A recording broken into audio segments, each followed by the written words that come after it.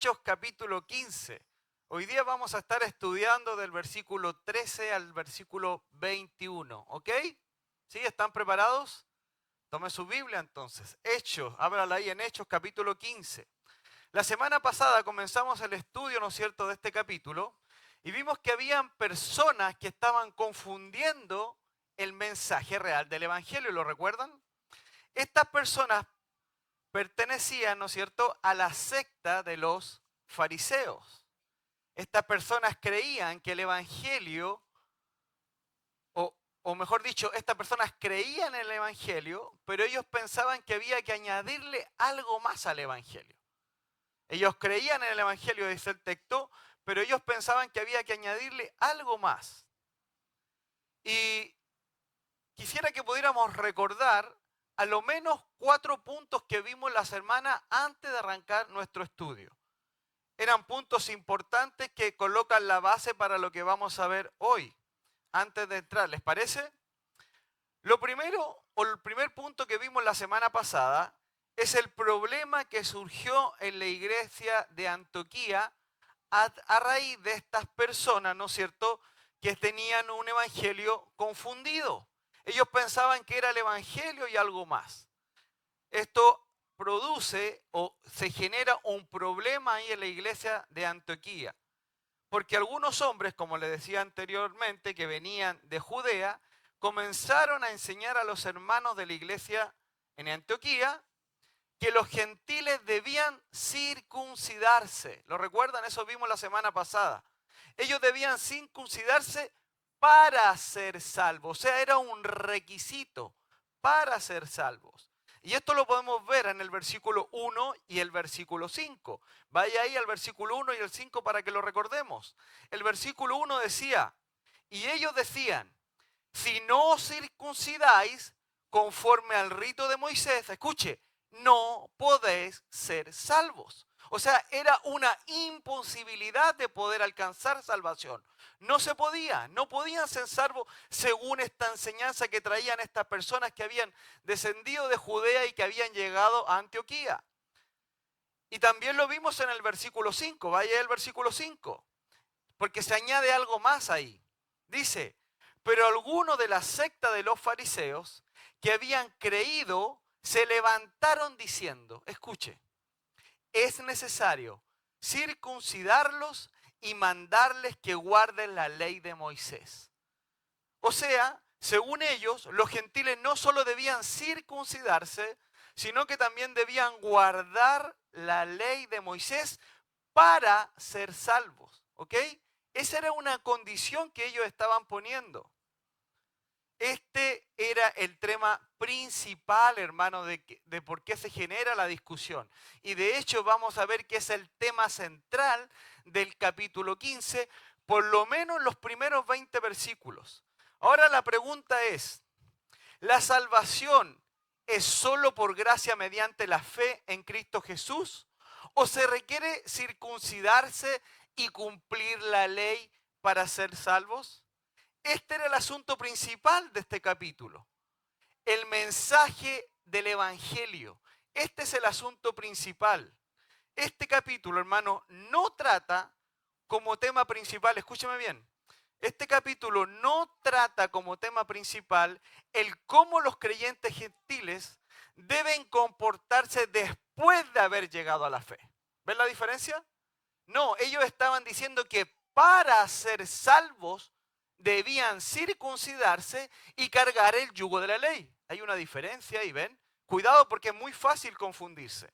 Entonces no trata como tema principal de cómo los creyentes gentiles deben comportarse después de haber llegado a la fe. No. Este capítulo habla principalmente de la proclamación genuina y auténtica del Evangelio. El auténtico Evangelio es lo que se va a querer defender y tratar en este capítulo. Y lo que este capítulo quiere enseñarlos, querido hermano, es que el Evangelio para los gentiles y para los judíos es el mismo Evangelio. No hay dos evangelios, hay solo un evangelio tanto para gentiles como para judíos. Y Quiero repetir, hermanos, la idea anterior.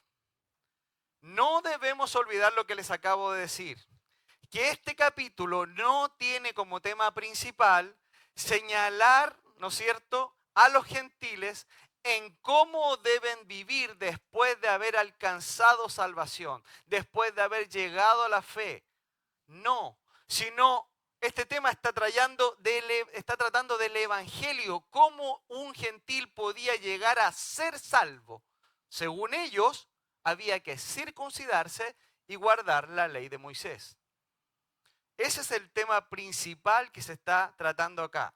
Entonces estas personas venían de Judea y estaban enseñando a estos hermanos de Antioquía que los gentiles no solo debían aceptar a Cristo como Salvador, el Evangelio, arrepentirse de sus pecados, sino que también debían circuncidarse y guardar la ley. O lo que ellos estaban diciendo era poner un prerequisito para alcanzar salvación. Ahora, obviamente, esto generó un gran conflicto en la iglesia. ¿Lo recuerdan? Lo vimos la semana pasada. Entre estas personas que venían de Judea, y Pablo y Bernabé. Se generó un gran conflicto, un conflicto no menor. Y eso se puede entender no solo por la discusión, sino también por la gran cantidad de personas que debe haber involucrado en esta discusión. ¿Y por qué? Porque lo que estaba en juego, hermanos, era la doctrina de la salvación. Eso es lo que estaba en juego, era algo importante. Esto no era algo o lo que podríamos tal vez llamar como una doctrina secundaria en la iglesia. No, era una doctrina principal, la doctrina de la salvación. Lo que estas personas estaban proclamando no era el evangelio de la gracia por medio de la fe, como lo enseñaba Pablo y Bernabé. Recuerden que Pablo y Bernabé habían estado enseñando un año en esa iglesia, ¿lo recuerdan? La iglesia de Antioquía, hermanos, estaba compuesta principalmente por gentiles y fue los apóstoles en Jerusalén que envían a Bernabé, lo recuerdan en los capítulos anteriores, a ver cómo estaba esta iglesia.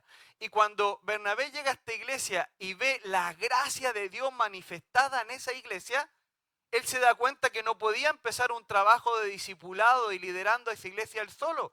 Y parte, ¿no es cierto?, a buscar a Pablo y ellos empiezan durante un año a proclamar el evangelio y a enseñar en esa iglesia.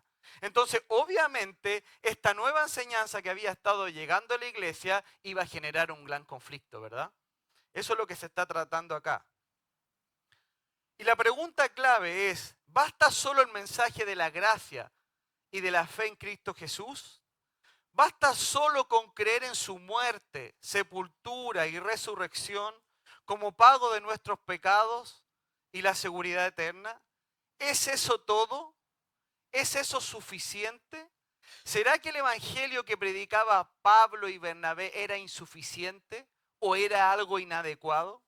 ¿Será que debemos agregarle cosas al evangelio como la circuncisión y cargar con el yugo de la ley? Bueno, esa es la pregunta que se va a contestar en este capítulo, que lo empezamos a ver la semana pasada con el hermano Mario. ¿La salvación es solo por gracia mediante la fe en Jesucristo o se requiere circuncidarse y guardar la ley para ser salvo? Eso es lo que se va a terminar de responder el día de hoy. Ese es el tema principal. Ahora, lo segundo que vimos la semana pasada es que la iglesia buscó resolver este conflicto doctrinal. Y la iglesia no simplemente, dijo, hermano, arréglense, no se peleen, y le echó tierra al asunto. No, porque se trataba, ¿no es cierto?, de doctrina fundamental, la doctrina de la salvación. Y ellos, ¿no es cierto?, generan un plan para, ¿no es cierto?, resolver este conflicto. Y debido a la discusión grande que se generó ahí en la iglesia decide enviar a Pablo y a Bernabé junto con otros hermanos para tratar este asunto en Jerusalén. ¿Y por qué en Jerusalén? Porque en Jerusalén estaban los apóstoles y los ancianos, dice el texto.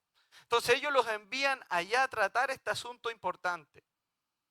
Entonces lo que podemos ver, y lo veíamos la semana pasada, es que la iglesia no ignora este problema doctrinal.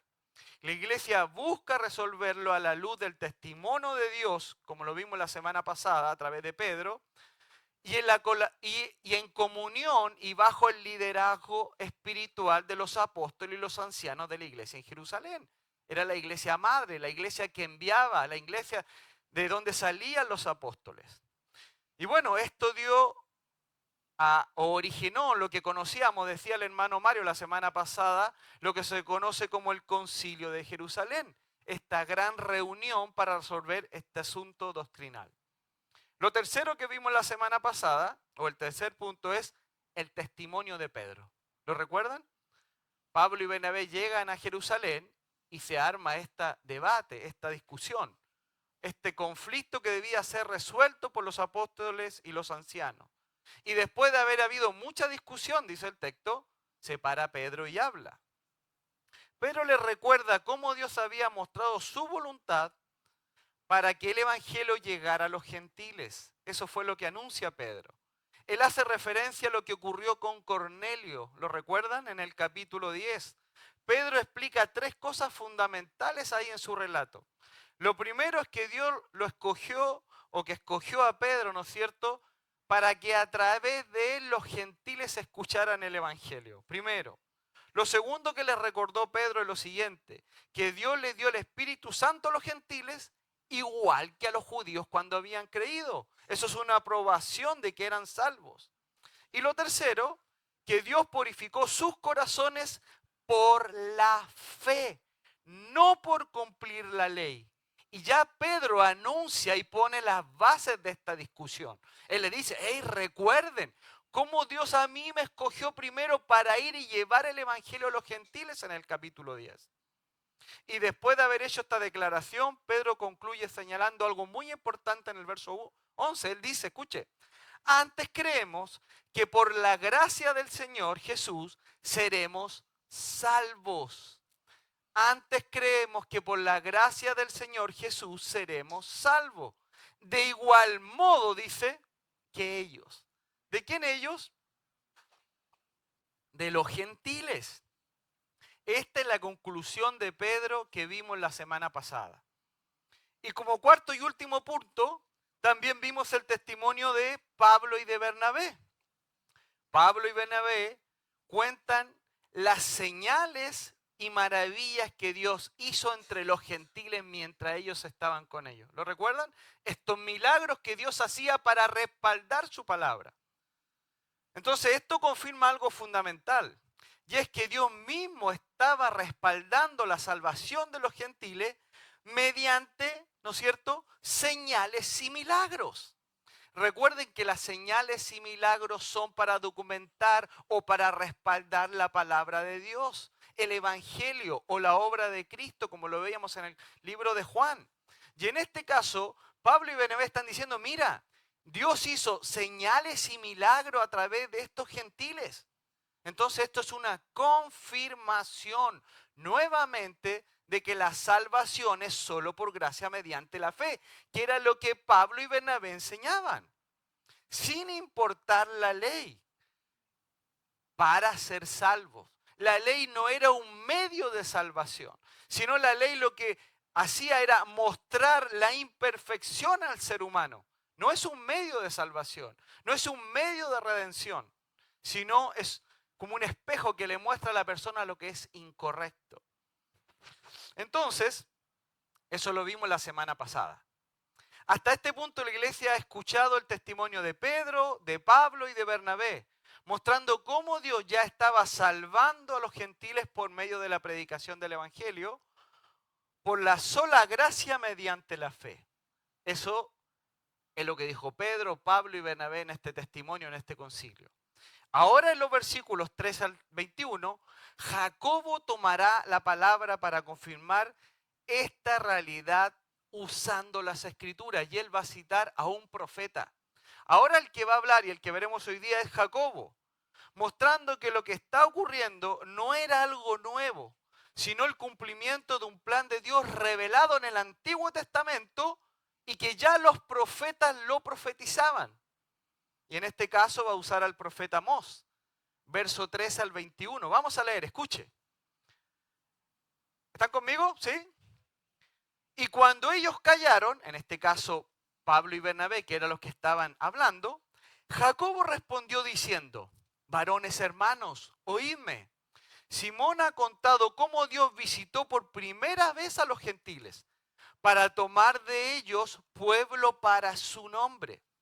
Y con esto concuerdan las palabras de los profetas como está escrito. Escuchen, después de esto volveré y reedificaré el tabernáculo de David, que está caído, y prepararé sus ruinas y lo volveré a levantar, para que el resto de los hombres, escuchen, busquen al Señor y todos los gentiles sobre los cuales es invocado mi nombre. Dice el Señor, que hace conocer todo esto desde tiempos antiguos. Verso 19. Por lo cual yo juzgo, dice Jacobo o Santiago, que no se inquieta a los gentiles que se convierten a Dios, sino que se les escriba que se aparten de la contaminación de los ídolos, de fornicación, de ahogados y de sangre.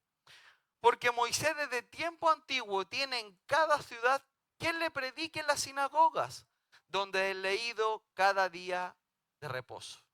Oremos. Padre, en el nombre de Jesús, te damos gracias por tu palabra. Ayúdanos, Señor, a comprender una vez más y cada día más a cabalidad el verdadero evangelio, Señor. Recordábamos hoy día la cena. Qué maravilloso es recordar la obra de Cristo en nuestra vida. Pero, Señor, debemos recordarla y apreciarla escrituralmente. No un evangelio que nosotros nos imaginamos en nuestra mente, sino el evangelio bíblico, el que tú has revelado en tu palabra. Ayúdanos a poder aprender hoy día y a llevar tu palabra a la práctica. En el nombre de Jesús. Amén. Entonces acabamos de leer la conclusión de Jacobo o Santiago. Después de haber escuchado a Pedro, a Pablo y a Bernabé, ahora este Santiago da su conclusión. Y este Santiago, ¿no es cierto?, que estamos viendo acá, o Jacobo, no es el apóstol Santiago. Recuerden que el apóstol Santiago murió en Hechos 12. ya murió. El Santiago que estamos viendo acá es el medio hermano del Señor Jesús. Jacobo, él fue o se convirtió en uno de los líderes principales de la iglesia en Jerusalén, ¿lo sabían? Y él es el que escribe la carta de Santiago que tenemos en el Nuevo Testamento. De este Santiago se está hablando, no cualquier Santiago. Ahora debemos preguntarnos, ¿por qué Jacobo toma la palabra en el verso 13? O Santiago, voy a referirme a él como Jacobo, ¿ok? ¿Por qué Jacobo es el que toma la palabra en este capítulo o en este verso 13? Bueno, sabemos por el libro de de Gálatas, que estas personas que venían de Judea estaban bajo la cobertura espiritual de Jacobo. Escuchen lo que dice Gálatas capítulo 2, verso 12. Dice Gálatas capítulo 2, verso 12. Antes que viniesen algunos de parte de Jacobo, el mismo Jacobo que estamos en Hechos 15, comía con los gentiles, pero después que vinieron se retraían y se apartaba porque tenía miedo de los de la circuncisión. Entonces este versículo nos muestra que existía un grupo de creyentes judíos asociados con Jacobo en Jerusalén. Estaban asociados. Sin embargo, el texto no dice que Jacobo los haya enviado con esta enseñanza. Cuidado ahí. El texto no está diciendo que Jacobo avalaba esta enseñanza o que él estaba de acuerdo con lo que ellos estaban enseñando. No. A pesar de que estas personas estaban bajo la cobertura espiritual de Jacobo, esto no significa que él avalaba esta que ellos creían o que esto que ellos estaban enseñando. Por eso, hermanos, es muy relevante que fue el mismo Jacobo quien tomará la palabra y pondrá las cosas en orden, hermano. Después de haber escuchado el testimonio, ahora se va a parar Jacob y va a poner las cosas en orden, ya que él era un líder de la congregación en Jerusalén y no era cualquier líder. Él era un líder importante ahí en Jerusalén. Y además él sabía que estas personas que estaban con este tipo de enseñanza estaban bajo su cobertura espiritual. Entonces el verso 13 dice, y cuando ellos callaron, Pablo y Bernabé, ¿no es cierto? Los que callaron, Jacobo respondió diciendo, varones hermanos, oídme. Él le dice, hey, después de haber escuchado el testimonio, quiero que ustedes me escuchen. Y dice el verso 14, Simón ha contado cómo Dios visitó por primera vez a los gentiles para tomar de ellos pueblo para su nombre. Y esta palabra contar o ha contado, en el original tiene el sentido de sacar algo completamente a la superficie, hermano. O sea, Pedro no se guardó nada. Él contó con lujos y detalles lo que le había ocurrido en Hechos 10. Esta palabra, ¿no es cierto?, contar o se ha contado, donde se deriva la palabra exégesis, que es extraer o sacar hacia afuera. La idea del verbo es que Pedro hizo un relato detallado de lo que ocurrió ese día.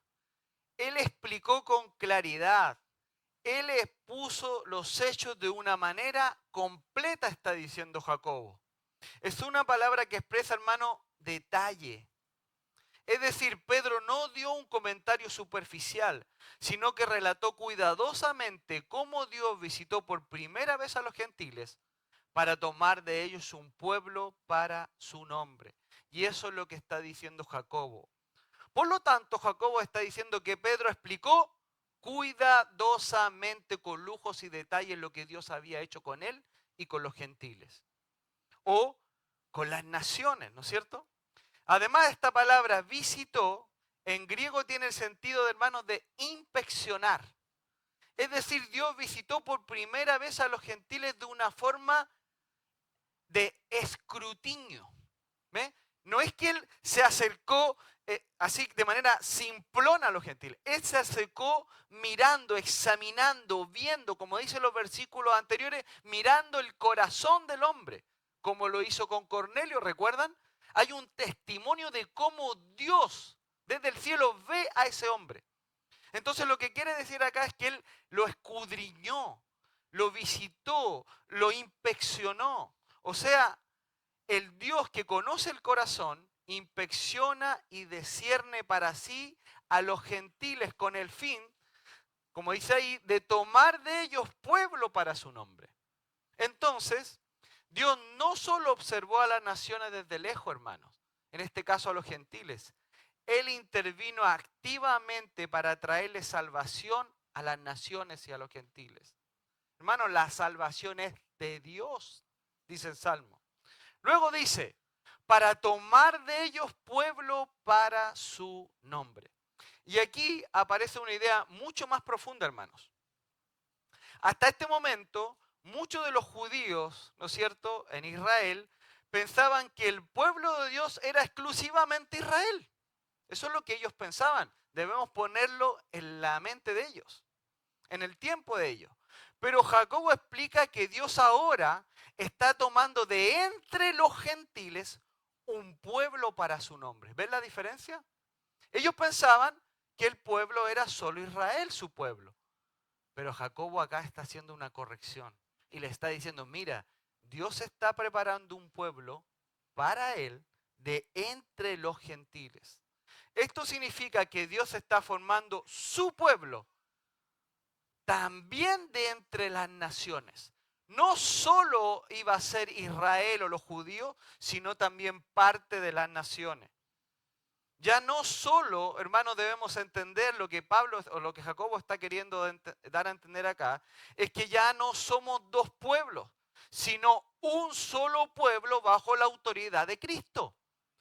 Ya no somos dos pueblos, somos un solo pueblo bajo la autoridad de Cristo Jesús. Ahora, debemos preguntarnos, ¿significa esto que los judíos dejan de ser judíos? Claro que no.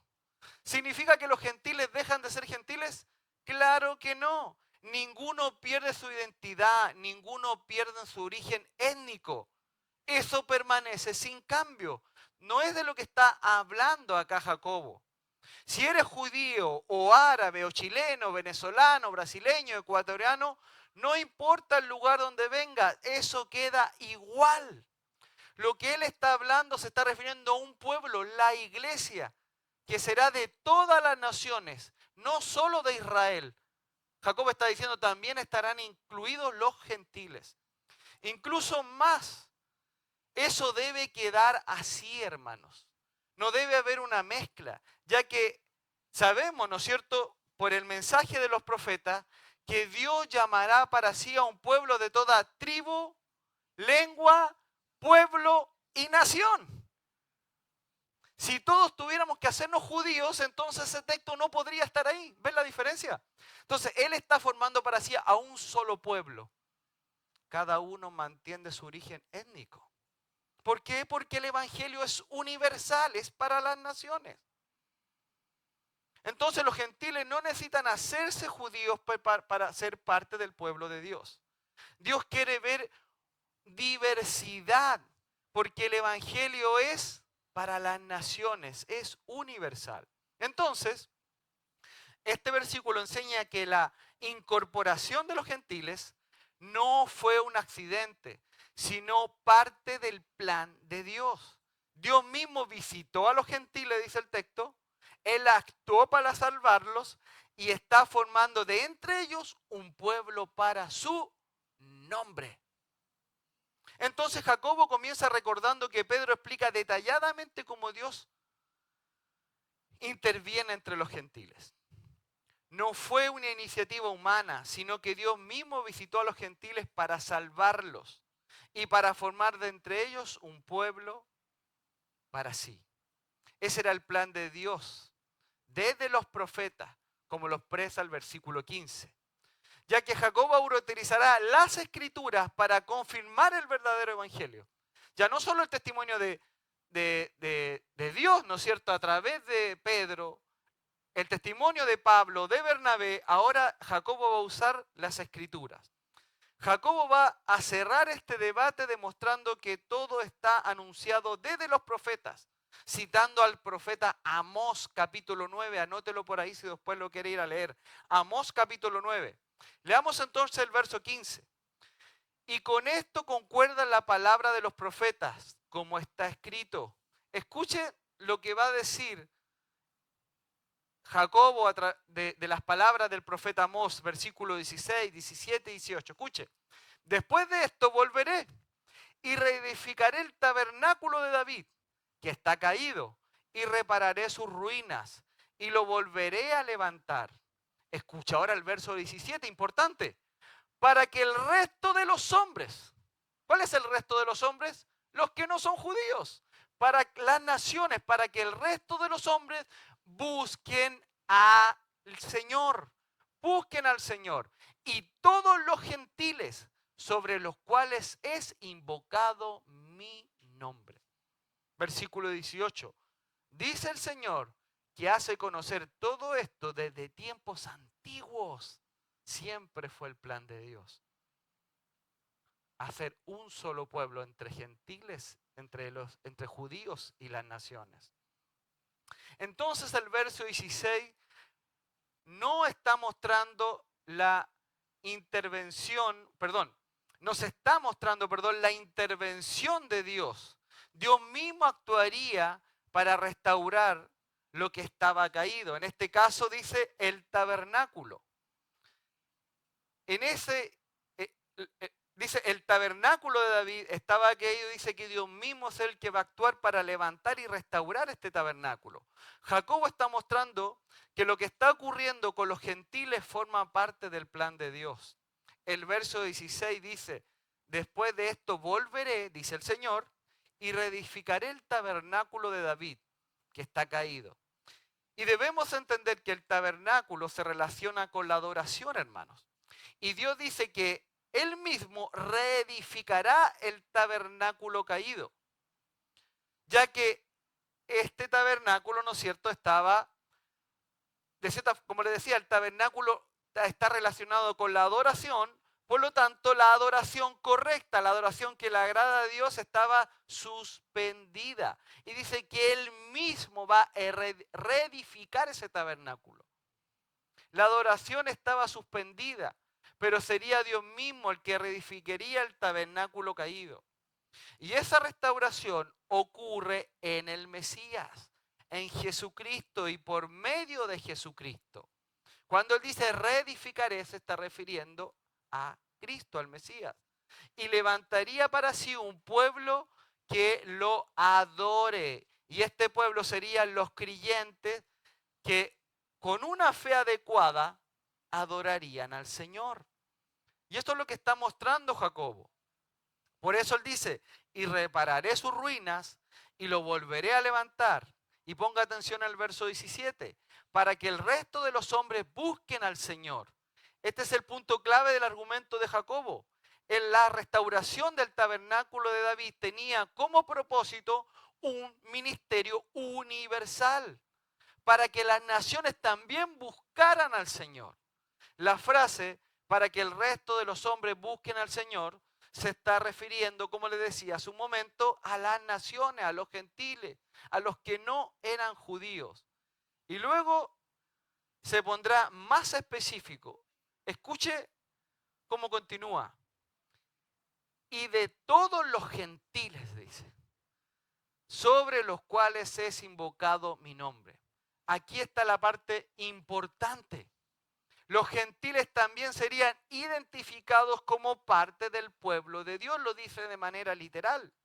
Y esta expresión, sobre los cuales es invocado mi nombre, significa pertenencia e identidad con Dios. Dios lo está haciendo parte a los gentiles de su pueblo. Es decir, los gentiles pasarían a formar parte del pueblo de Dios. Verso 18. Dice el Señor, que hace conocer todo esto desde tiempos antiguos. Entonces Jacobo concluye diciendo que esto no es algo reciente, algo nuevo, algo que haya inventado Pablo o Bernabé en la iglesia de Antioquía. Dios le dio a conocer desde tiempos antiguos esta escritura. Dios ya lo había revelado en el Antiguo Testamento. Por lo tanto, la inclusión de los gentiles ahora en realidad es el cumplimiento de lo que habían anunciado los profetas desde tiempos antiguos. Eso es lo que está diciendo Jacobo. Hey, aquí no hay nada nuevo, está diciendo Jacobo. Esto estaba profetizado, esto debía ocurrir, esto es parte del plan de Dios. Entonces Jacobo nos muestra entre el versículo 16 al 18 que Dios prometió restaurar el tabernáculo de David. Era su promesa. Que esa restauración ocurriría en el Mesías, en Cristo Jesús. Y como resultado de esa restauración, las naciones también vendrían al Señor por medio del Evangelio. Eso es lo que está explicando Jacobo acá. Por eso la salvación de los gentiles no es una desviación al plan de Dios, sino más bien su cumplimiento a través de Cristo Jesús. Pasemos al verso 19. Y al pasar ahora al verso 19, veremos la conclusión y el cierre de Jacobo en este asunto. Él va a cerrar este asunto. Verso 19. Por lo cual, dice, yo juzgo. Él está tomando una decisión. Él era un líder en la iglesia de Israel. Por lo tanto, yo juzgo que no se inquieta a los gentiles que se convierten a Dios. O sea, no se inquieta a los que se convierten al Evangelio. Este versículo es la conclusión práctica del argumento que venía desarrollando Jacobo en los versículos anteriores. Después de escuchar a Pedro, a Pablo y a Bernabé, y luego de confirmar el asunto con el profeta o con el libro del profeta Amós en el capítulo 9, Jacobo ahora anuncia una decisión al concilio. Recuerden que estaban todos reunidos, se iban parando en turnos y ahora era el turno de Jacobo. Pero él va a dar una conclusión a esto. Y él dice, por lo cual yo juzgo.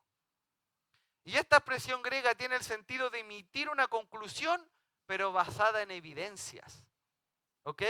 Basada en evidencias. No significa que Jacobo está actuando unilateralmente sin escuchar al resto. Él ha escuchado el testimonio, ha considerado la escritura y ahora propone una resolución definitiva a este asunto del evangelio. Recuerden, ¿cuál es el asunto en cuestión? El verdadero evangelio. La doctrina de la salvación, el evangelio. En otras palabras, es como si Jacobo dijera lo siguiente: a la luz de todo lo que hemos visto y oído a través del testimonio de estos hermanos, esta es mi conclusión. Por eso él dice: yo juzgo. ¿Cuál es la conclusión? Dice que no se inquieta a los gentiles, que se convierten a Dios.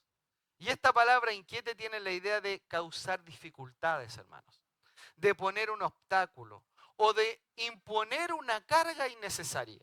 Eso es inquietar. Y por el contexto se refiere específicamente, ¿no es cierto?, a exigir a los gentiles que se circunciden. Uy, algo pasó.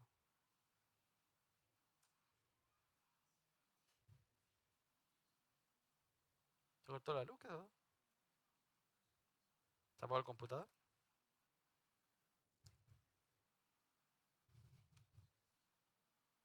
Se fue a negro. Algo le pasó.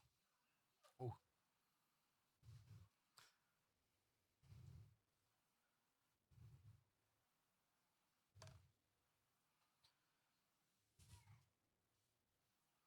Vamos a ver si seguimos con la Biblia en el celular.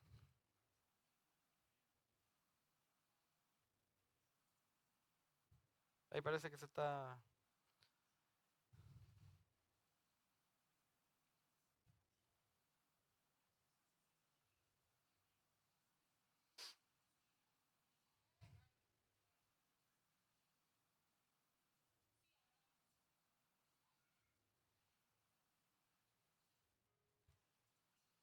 A ver.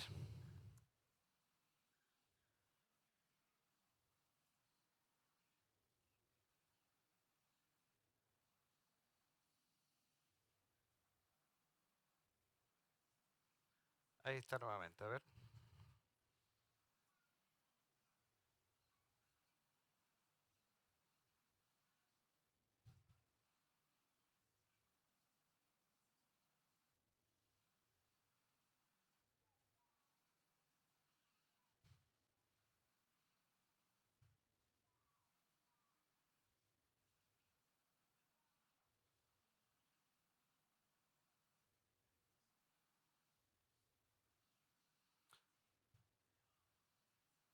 Entonces, a ver ahí. Listo. Veamos si no se echa a perder de nuevo. Le decía que esta palabra inquietar, ¿no es cierto?, tenía el sentido de causar dificultades, obstáculos y cargas innecesarias. Por lo tanto, la decisión es clara de parte de Jacobo.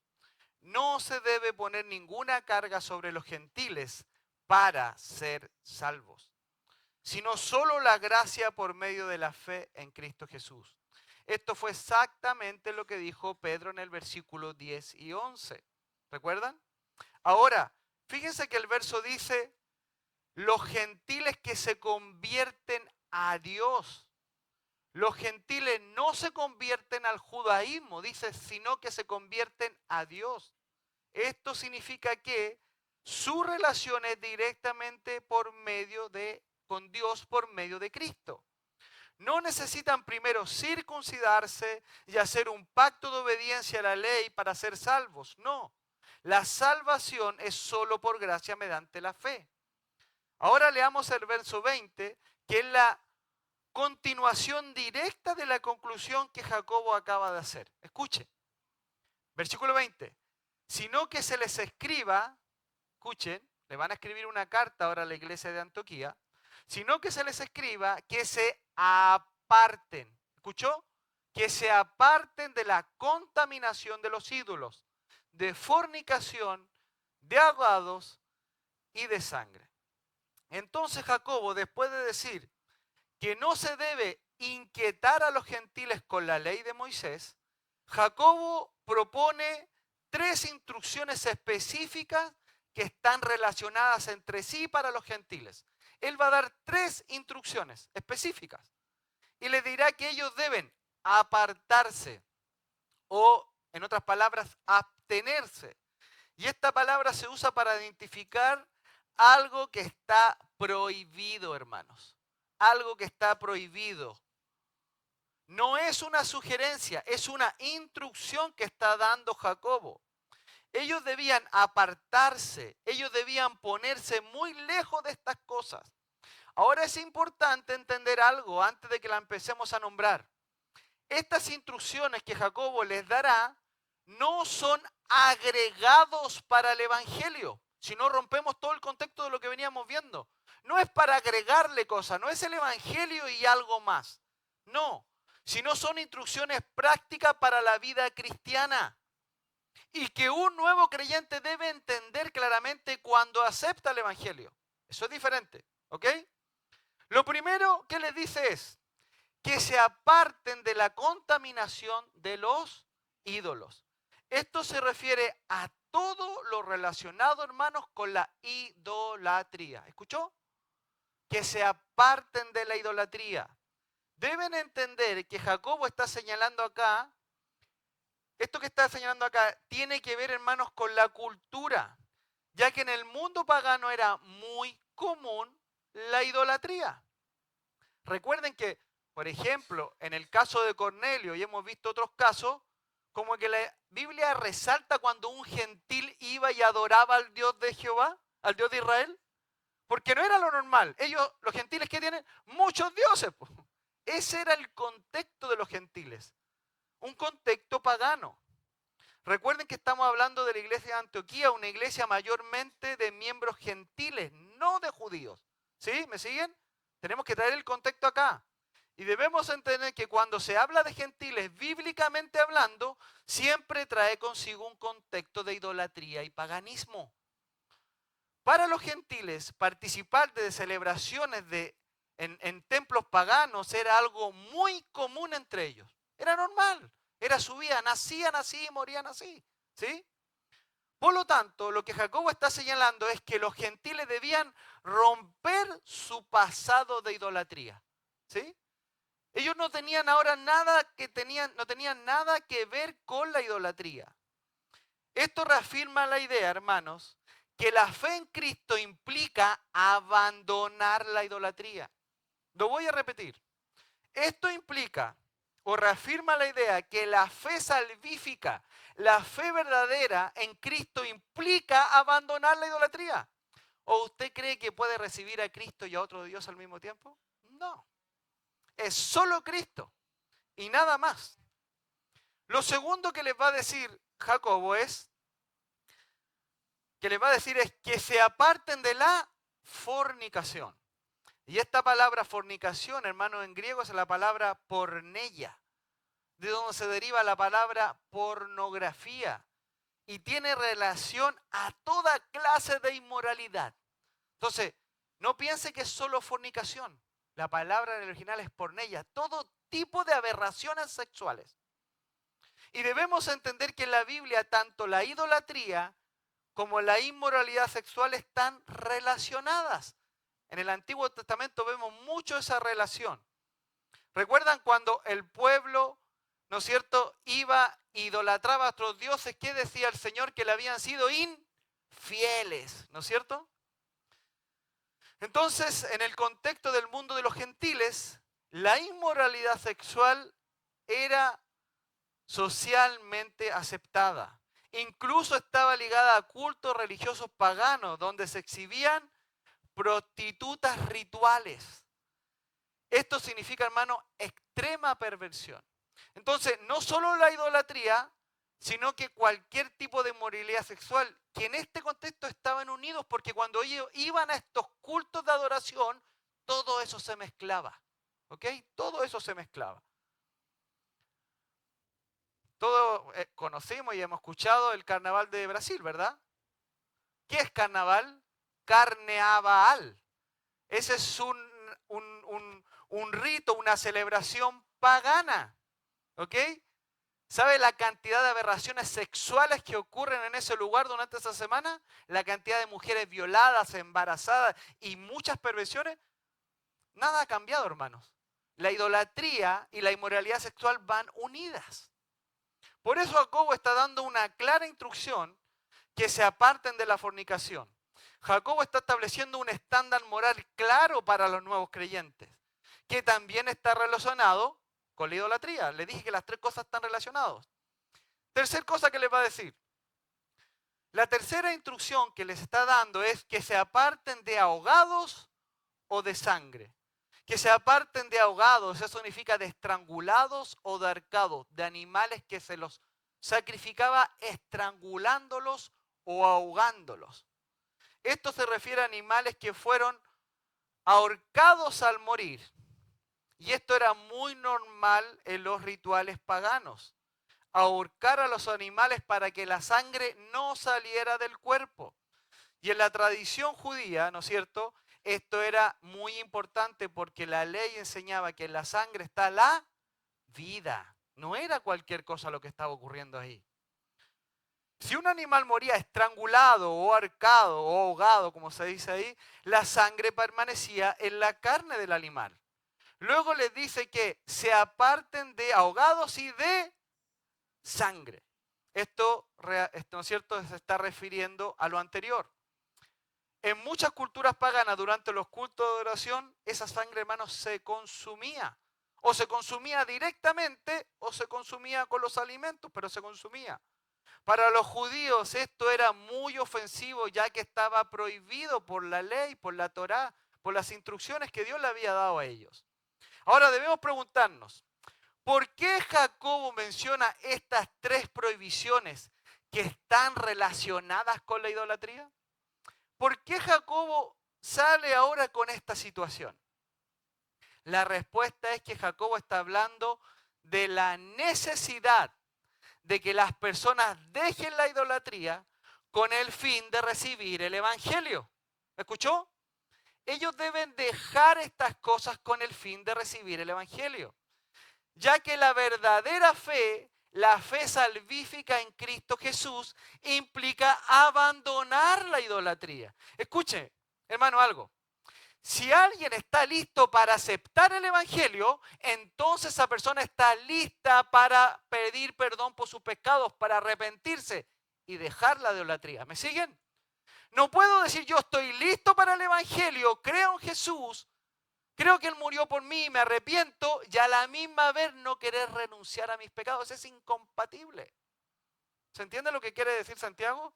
No está agregando algo más. Está poniendo la posición correcta en la mente de ese gentil que iba a escuchar el evangelio. Porque todas estas prácticas eran prácticas normales para ellos.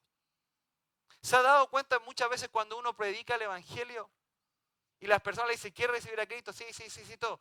Pero cuando tú le empiezas a mostrar bíblicamente que Dios va a empezar a hacer una transformación en su vida, Él no quiere dejar esas cosas. Ese no es un candidato para el evangelio. ¿Se entiende? Quiero expresarlo así. ¿Se entiende? No está con el corazón correcto y la predisposición correcta para que el evangelio solo por gracia, por medio de la fe, actúe. Porque no quiere dejar su pecado. No quiere arrepentirse. Los gentiles debían entender algo con respecto a la salvación. Y es que Jesús no era una deidad más pagana que ellos debían incluir en su repertorio. No. Jesús no busca ser uno más de sus dioses paganos. No. Entonces, no pueden ir en la mañana al templo de Zeus y en la tarde ir a la casa de Dios. No, no se podía hacer eso. Esas cosas eran antagónicas. Esas cosas eran incompatibles. Eran inconsistentes, no se podían sostener. Esto es lo que Santiago está diciendo para los gentiles.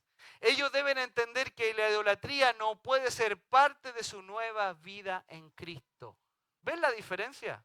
Jacobo no está agregando algo al plan de salvación. Él está queriendo que ellos posicionen su mente en el lugar correcto para poder recibir el evangelio. Miren, imaginen esto. Supongamos que se le está predicando el evangelio a un gentil y se le pregunta, ¿crees en el Mesías? Y él responde, sí, creo en él. ¿Crees que murió en la cruz? Sí, creo. ¿Crees que resucitó al tercer día? Sí, lo creo. ¿Reconoces tus pecados? Sí, los reconozco. ¿Crees que por la sangre de Cristo tus pecados son perdonados? Claro que sí, dice el gentil. Pero después de haber hecho esta declaración, este gentil sale a adorar dioses paganos y a ofrecer sacrificio a animales estrangulados. ¿Creen que eso es compatible? No, ¿ven? Estas cosas deben quedar en su vida pasada. No se puede mezclar la idolatría con el evangelio. Este es el meollo del asunto. Y es lo que Santiago está diciendo para poner las cosas en orden. Leamos nuevamente el verso 20. Sino que se les escriba que se aparten de la contaminación de los ídolos, de fornicación, de ahogados y de sangre. Ellos debían abstenerse, apartarse de este tipo de prácticas idólatras. Estos nuevos creyentes gentiles no debían tener ninguna relación con este tipo de prácticas idólatras, que además incluían perversidad sexual y sacrificios inadecuados. Estas cosas estaban prohibidas, ya que estas prácticas son, como le decía, incompatibles con la verdadera fe. Entonces, todo esto, los primeros 20 versículos tienen que ver con cuál es el auténtico evangelio, con la presentación del auténtico evangelio. Ese es el mensaje principal de este capítulo. Y hermanos, debemos entender algo. ¿Saben por qué? Porque muchas veces somos culpables de predicar un evangelio incorrecto. Muchas veces llevamos a las personas y le decimos, ¿te arrepientes de tus pecados? Sí, me arrepiento. ¿Crees en Cristo? ¿Crees en Cristo? Pero no le estamos mostrando realmente con la palabra de Dios la trascendencia de esa decisión que él está tomando. Ver si realmente está arrepentido. Por eso muchas veces está lleno de gente en la iglesia que a veces uno ve sin crecimiento. Y yo soy culpable de eso. Todos muchas veces hemos sido culpables de eso. Porque no somos claros a la hora de compartir el evangelio. Este es el mensaje principal de este capítulo. El verdadero mensaje del evangelio. Entonces la pregunta para ellos era, ¿estás arrepentido de tus pecados? ¿Estás dispuesto a dejar la idolatría? Habiendo entendido lo que Cristo hizo por ti y lo que Él te ofrece, si estás convencido, si realmente lo estás, bueno, en ese momento ahí está la invitación del evangelio. Porque está arrepentido de sus pecados. Esa vida de idólatra es pecaminosa y él debe arrepentirse. Y podemos invitarlo a orar junto con él para que él pueda ser salvo. Ese es el mensaje principal, el verdadero evangelio. Ahora debemos entender esto con mucho cuidado, hermanos. Santiago no está diciendo que debemos tener nuestra vida en orden para entender, para recibir el evangelio. No. Eso sería muy problemático si Santiago estuviera diciendo eso. La salvación es por gracia, por medio de la fe, no por obras. Además sabemos que nuestra vida jamás estará en orden hasta que recibamos el evangelio de Cristo por medio de la fe, ya que solo la palabra de Dios y el Espíritu Santo dentro de nosotros es el que pone las cosas en orden. Entonces, ¿me siguen, hermano? Santiago no está diciendo, arreglen su vida, dejen la idolatría, hagan estas obras y luego vengan a Cristo. Sería el mismo mensaje que estaban explicando los judaizantes. No. Él lo que está diciendo es, está posicionando la mente correcta. Está ayudando a que el mensaje correcto del evangelio es que la persona pueda entender en su mente que el deseo de su corazón es apartarse de esas cosas. Eso es la verdadera fe. Yo me quiero apartar de mis pecados. En este caso, el contexto y la idolatría. Entonces, la verdad bíblica es la siguiente. Cuando una persona está lista para recibir el evangelio, esta persona debe saber que existe un solo Dios, un solo Mesías, y ese Mesías es Cristo Jesús, el divino Hijo de Dios.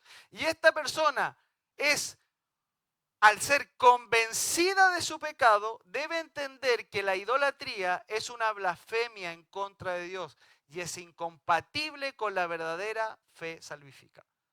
De eso se trata la conclusión de Santiago, el verdadero evangelio. Pero a partir del verso 21 anuncia un cambio. Verso 21, y con esto terminamos. Porque Moisés desde tiempos antiguos tiene en cada ciudad quien le predique en las sinagogas, donde es leído cada día de reposo. Lo que Jacobo está diciendo es que la ley se seguiría enseñando cada día sábado en la sinagoga. Recuerden, Moisés está relacionado con la ley. Y lo que él dice, vamos a tener en la sinagoga que todos los días de reposo, todos los sábados, esta ley será leída, será enseñada. Ahora, ¿cuál es la implicación acá de este versículo 21? La implicación es que después de haber sido salvos, los gentiles, ojo, los primeros 20 versículos, como decía, hablaban de cómo ser salvos. El versículo está hablando ahora 21, la implicación es que después de haber sido salvos, las personas pueden ir a una sinagoga y escuchar la enseñanza de la ley, los mandamientos de Dios, las instrucciones de Dios, lo que se conocía como la Torá. Pero ahora bajo la autoridad del Espíritu Santo, estos gentiles creyentes pueden aplicar esas enseñanzas a su vida, estas instrucciones de Dios, no necesariamente aplicando la letra de la ley, sino como dice Pablo, aplicando el espíritu de la ley. Ahora las personas pueden tomar el Antiguo Testamento y ser guiados por el Espíritu Santo y aplicar esos principios en su vida diaria con el fin de glorificar a Dios. Eso es lo que está diciendo el verso 21. ¿Me siguen? La ley de Jehová es perfecta, que convierte el alma. Creemos solo en el Nuevo Testamento, en toda la palabra de Dios inspirada. Es toda. Aquí no es un asunto si la ley es buena o mala. De eso no está hablando Hechos 15. Lo que está queriendo darle a entender que el requisito para la salvación no es cumplir la ley ni circuncidarse. Pero habiendo sido salvos, un creyente puede tomar las escrituras del Antiguo Testamento y puede aplicarla bajo la guía y la instrucción del Espíritu Santo a su vida, el espíritu de la ley, el sentido de las cosas que se estaban diciendo, con el único fin de glorificar a su Señor. No para ser salvo, no para hacerse judío, no para cambiar una condición espiritual delante del Señor, sino porque el Antiguo Testamento está lleno de principios valiosos para la iglesia hoy. Estamos leyendo los salmos. ¿Quién está viniendo a los grupos pequeños? Levante la mano. ¿Han sido bendecidos por los salmos? Claro que sí. Eso es lo que está diciendo el verso 21 y esa es la implicancia. Pero los primeros 20 versículos hablan del evangelio auténtico, de cómo llegar a ser salvo. Recuerden que habían personas en Antioquía enseñando algo completamente diferente. Ellos decían, si no te circuncidas conforme al rito de Moisés o a la ley, ¿no es cierto?, no puedes ser salvo. Ellos decían que predicar el evangelio debía incluir necesariamente la circuncisión y necesariamente tomar el yugo de la Torá sobre sus vidas antes de recibir el evangelio. Pero nosotros ya sabemos que agregar cualquier cosa al evangelio, a la obra de Cristo, es una situación o una presentación del evangelio inadecuada, hermanos, y no bíblica. ¿Sí? Oremos. Padre, en el nombre de Jesús, te damos gracias por tu palabra. Gracias, Señor, porque nos permites poder reunirnos como tu pueblo, tu único pueblo, de todas las naciones, Señor, en esta iglesia local, para aprender, apreciar, aquilatar, valorar y poner en práctica tu palabra. Gracias, Señor, por el libro de los Hechos. Gracias, Señor, por el auténtico evangelio, porque si fuera por obra estaríamos completamente perdidos. Gracias, Señor, porque un día el evangelio llegó a nuestra vida y pudimos comprenderlo solo por tu gracia mediante la fe en Cristo Jesús.